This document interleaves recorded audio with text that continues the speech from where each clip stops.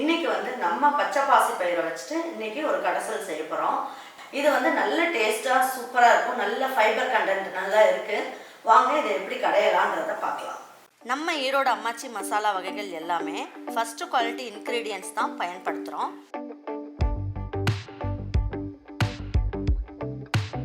வாங்குகிற பொருட்கள் எல்லாமே முறையாக ஜலிச்சு பொன் வறுவலாக வறுத்து சரியான பதத்தில் அரைக்கிறோம். அரைச்ச மசாலாவை நல்லா ஆற வச்சு மறுபடியும் ஜலிச்சு சரியான அளவில் பேக் பண்ணி உங்கள் வீட்டுக்கே சேஃப் அண்ட் செக்யூர்டாக டெலிவரி பண்ணுறோம்.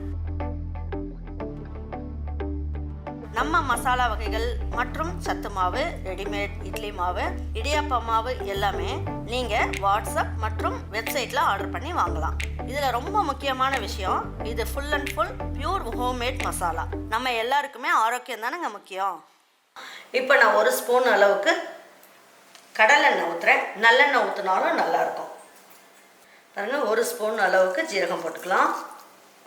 2 சிட்டிகை அளவுக்கு பெருங்காயம் போட்டுக்கலாம். பெருங்காயம்லாம் வந்து நமக்கு நல்ல ஜீரணத்தை கொடுக்கும். பொரியும் போதே என்ன பண்ணலாம், இதில் கொஞ்சமாக பூண்டு சேர்த்துக்கலாம்.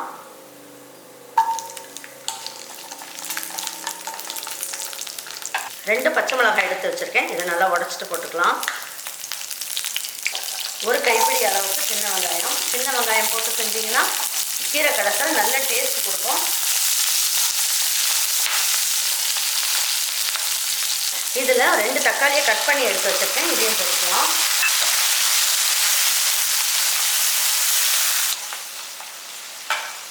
பாருங்கள், இந்த கீரைக்கு தேவையான அளவுக்கு உப்பையும் அதில் போட்டுடலாம்.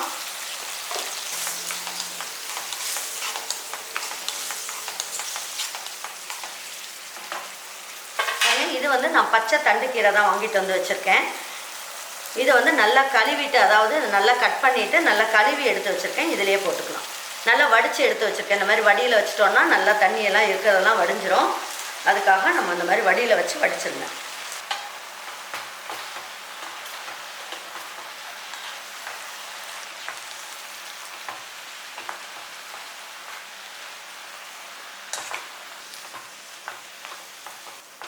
பாருங்கள், இந்த அளவுக்கு நல்லா வதக்கியாச்சு. இன்றைக்கி வந்து பச்சை பாசி பருப்பு இருக்கு இல்லையா, அது நல்லா நைட்டே ஊற வச்சு எடுத்து வச்சுருக்கேன். ஊற வச்ச பருப்பை வந்து இதில் போட்டுக்கலாம். இந்த பச்சை பருப்பு மட்டுமே போட்டால் போதும், நல்லா டேஸ்ட்டாக இருக்கும்.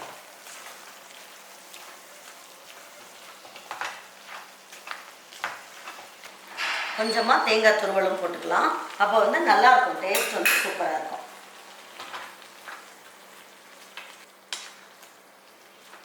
இது வந்து ஒரு 3 நிமிஷம் நல்லா வேகட்டும். கொஞ்சம் அப்படி லேசாக அழுத்தி விட்டுருங்க. தட்டை வச்சு மூட வேண்டாம். அப்படி மூடுற மாதிரி இருந்தால் நீங்கள் என்ன பண்ணுங்கள், ஃபுல்லாக தான் கவர் பண்ணக்கூடாது. லேசாக ஓப்பன் பண்ணி வச்சு வேக வைக்கலாம். பாருங்கள், நல்லா இந்த அளவுக்கு நல்லா வெந்துருச்சு. இதில் இருக்க தண்ணியும் இருக்குது பாருங்கள். இது இருக்கட்டும். இப்போ என்ன பண்ணணும், ஸ்டவ் ஆஃப் பண்ணிடலாம். இப்போ என்ன பண்ணலாம், இது வந்து இந்த மாதிரி அரிக்கரண்டி மாதிரி இருக்கும் இல்லையா, அதில் வச்சு இந்த மாதிரி எடுத்துக்கங்க. எதுக்காக அப்படின்னா, நான் இன்றைக்கி வந்து மிக்சியில் தான் கடைய போகிறேன். அதனால் நம்ம இப்படி தண்ணியை வடிச்சிட்டு போட்டுட்டோம் அப்படின்னா என்ன ஆகும், மேலே தெரிக்காது, சீக்கிரமாக நமக்கு வந்து அரைப்பட்டுரும். பாருங்கள், நல்லா இந்த மாதிரி தண்ணியெல்லாம் இருத்துருங்க. இருத்துட்டு இதில் போட்டுடலாம்.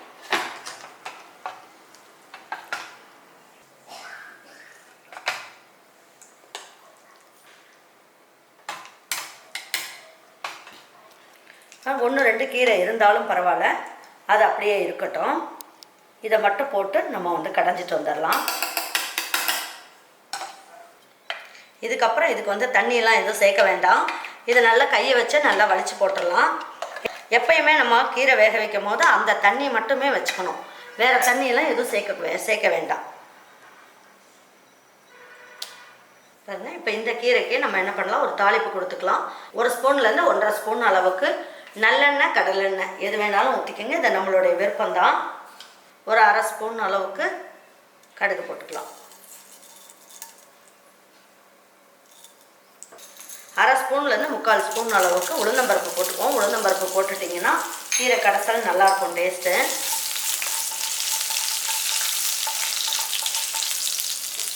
இதில் 2 காஞ்ச மிளகாய் எடுத்து வச்சுருக்கேன். இதையும் கிள்ளி போட்டுக்கலாம்.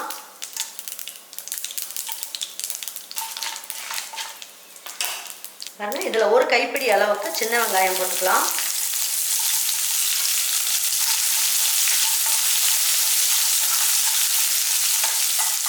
பாருங்கள், ஏற்கனவே நம்ம கீரையெல்லாம் வேக வைக்கும் போது உப்பு போட்டுட்டோம். இதை வெங்காயத்துக்கு தகுந்த அளவுக்கு மட்டும் கொஞ்சமாக உப்பு போட்டுக்கோங்க.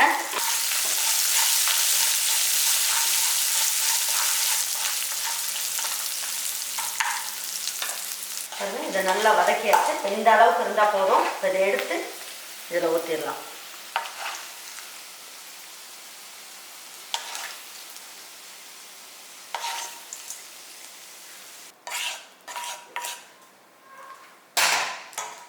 கீரை பிடிக்காது அப்படின்றவங்க கூட இந்த பச்சை பயிரெலாம் போட்டு நம்ம கடையும் போது கொஞ்சம் ஸ்வீட் டேஸ்ட்டோட நல்லாயிருக்கும். சாப்பிட்றதுக்கும் நல்லாயிருக்கும். இந்த சப்பாத்திக்குலாம் வச்சு சாப்பிட்றதுக்கு, தோசைக்கு வச்சு சாப்பிட்றதுக்கும் நல்லாயிருக்கும். சாதம் போட்டு நல்லெண்ணெய் ஊற்றி இந்த கீரையை வச்சு நீங்கள் பிசைஞ்சு சாப்பிட்டு பார்த்துட்டு என்கிட்ட நீங்கள் இந்த கீரை எப்படி இருந்தது அப்படின்ற உங்களுடைய வேல்யூபிள் கமெண்ட்ஸ் எனக்கு கொடுங்க.